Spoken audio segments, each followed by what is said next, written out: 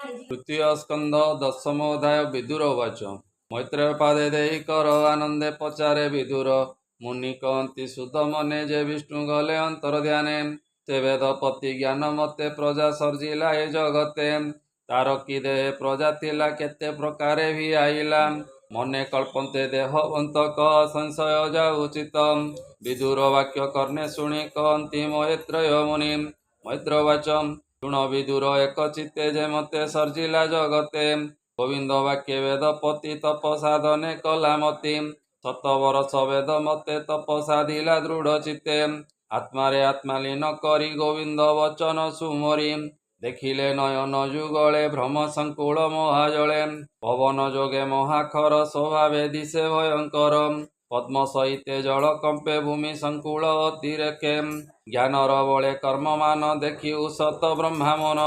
तक्षणे तप विद्या बले के डाके देख चर्म डोले। भूमि सहिते जल राशि से ब्रह्मा जोग बले बसी। प्रलय जले वेगे गला निश्चले पद्म प्रकाशिला। से पद्म मध्य वेद वर सुमने करई विचार। पूर्वे कश्यप गर्भगते जंतुए पशिछंती जेते। ताहाकु न करी प्रकाश से जेणु सुकर्मे प्रवेश। एकु अनेक रूप चिंते सुकर्म बले नाना मते। ए द्वितीय तृतीय सप्तमे हेमंते जीव लोक माने। जे जाहा मते धर्म चिंती निश्चल जोगे प्रजापति। विदुर वचन ए भमुनि हरिर महिमा अति अद्भुत गुण सीमा। पालन संहारण काल स्वरूपी नारायण। बोलई निज आत्मा बले केता देखिब चर्म डोले। तार लक्षण कह मते एणु प्रमाण अभा केते। मैत्र वचन ए स्वभावे निर्गुण अच्युत निर्लप निर्विकल्प स्थित। तार शरीर आत्मा जात काले से सर्जई जगत। से विष्णु ब्रह्म माया रूपी निज आत्मार बले व्यापी। ईश्वर भावे परिच्छन्न जे काल रूपी भगवान। जेमते सृष्टि थिला पूर्वे सुकर्म विकर्म स्वभावे। प्रकृति विकृति प्रकारे जे जाहा कर्म अनुसारे। जे काले ब्रह्म उदेहंती महत आदि तत्व चिंती। गुण विश्रामे आत्मा मिशे स्वभावे सुगुण प्रकाशे। द्वितीय अहंकार बले जे ब्रह्म ज्ञान दीक्षा देले। तृतीय उत्सर्ग जे हुए से माया ब्रह्म शक्ति वहे। चतुर्थे इंद्रियंक जन्म से ज्ञान क्रियात्मक नाम। इंद्रिय रक्षक देवगण जे मन पंचमे प्रमाण।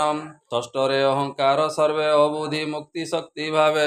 ए सुकर्म प्रकृति गोचरे विकृति तार अभ्यंतरे। ए सृष्टि तार क्रय गुण से हरि लीला एवे शुण। एवे हो जक्ष शृंग बही जेणे तरिब भवमयी। सप्तमे सृष्टि लता गुल्म बकल शिरे हु नाम। एहांक नाम ऊर्ध्वरे ता अंत सरस ज्ञान माता। अष्टमे सर्जे पशुगण ए अष्ट वसु एवे शुण। ए ज्ञान तत्व गुणे थांती केवल प्राय से रखती। ए ज्ञान तत्व गुणे थांती केवल प्राण से रखती। गोरु महिष अजातिनी कुकुर सुकर हरिणी। यहाँ कपा देवे निखुर मेष सौरभ ओट खरम। संबर मृग आदि जेते से कुकुर कहु तते। एवे कहिबा वीर शुण जे पंच नख पशुगण। से बक शागुणा संचाण उल्लुक रासभरहण। ए उल्लुक आदि चिल काक हंस सारस चक्रवाक। ए नव सर्ग जेते कही विदुर शुण मन देई। मनुष्य मदे से मिशंती जे दुख सुख प्राय चिंती। ए रज अधिक कर्म तार विकृति कृति अपकार। जे देवे सृष्टि अनुपम कुमार सृष्टि ए नवम। देवंक सृष्टि आन विधि पितार असुर विरोधी।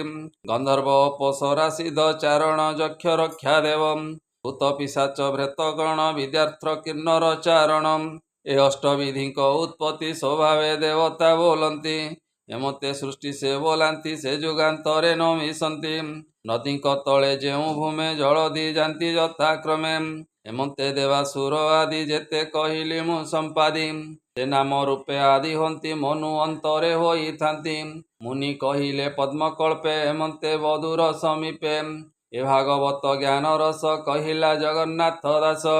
श्रीमद्भागवते महापुराणे परमहंस सहिते 82 तृतीय स्कंदे ब्रह्मा सृष्टि सर्जने नाम दशमोऽध्याय। बोलानंदे कुमार हरि हरि बोल।